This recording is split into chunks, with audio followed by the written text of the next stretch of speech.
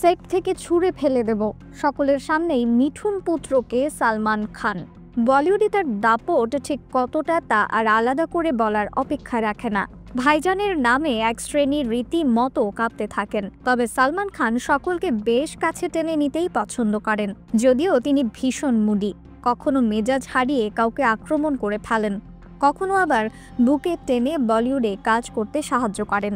এমন উদাহরণও প্রচুর রয়েছে বলিউডে, যেখানে বারবার সালমানকে দেখা গেছে সকলের নজরের কেন্দ্রে জায়গা করে নিতে। তবে একটা বিষয় তিনি মোটেও পছন্দ করেন না, তা হলো তার বয়স নিয়ে টানাটানি। একবার মিঠুন পুত্র নমশ্রী চক্রবর্তীর ভয়ানক অভিজ্ঞতা হয়েছিল এই বিষয়ে। তখন তিনি ব্যাড বয় ছবির শুট সবে মাত্র শেষ করেছেন, পাশেই চলছিল সালমানের রাধে ছবির শুট।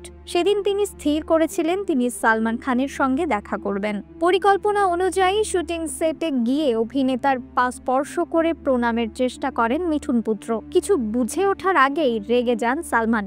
অভিনেতার ছেলেকে উদ্দেশ্য করে বলেন কোনোদিন আর এই কাজ করবে না। পুরো ঘটনায় ভয় পেয়ে যান নমশ্রী। এরপরই হেসে ফেলে মিঠুন পুত্রকে বুকে টেনে নেন সালমান। সেই ঘটনা উল্লেখ করে নমশ্রী চক্রবর্তী বলেন সেটাই নিয়ম হয়, সালমানের পা ছোঁয়া যাবে না। নমশ্রী প্রথম নন, এর আগে একই অভিজ্ঞতা হয়েছিল বরুণ ধাওয়ানের। তিনিও ঠিক এমনই এক কাণ্ড ঘটিয়ে বসেছিলেন। ছোট থেকে বরুণ দেখতেন সালমান খানকে তার বাবা ডেভিড ধাওয়ানের ফ্রেমে অভিনয় করতেন।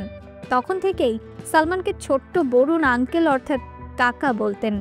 সেই অভ্যাস থেকে গেছে বড় হয়েও।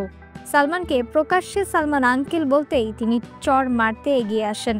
স্পষ্ট জানিয়েছিলেন ভাই বল, অর্থাৎ ভাই বলো। নিউজ ডেস্ক, রিফাত আরা ইসলাম, ভোরের আকাশ।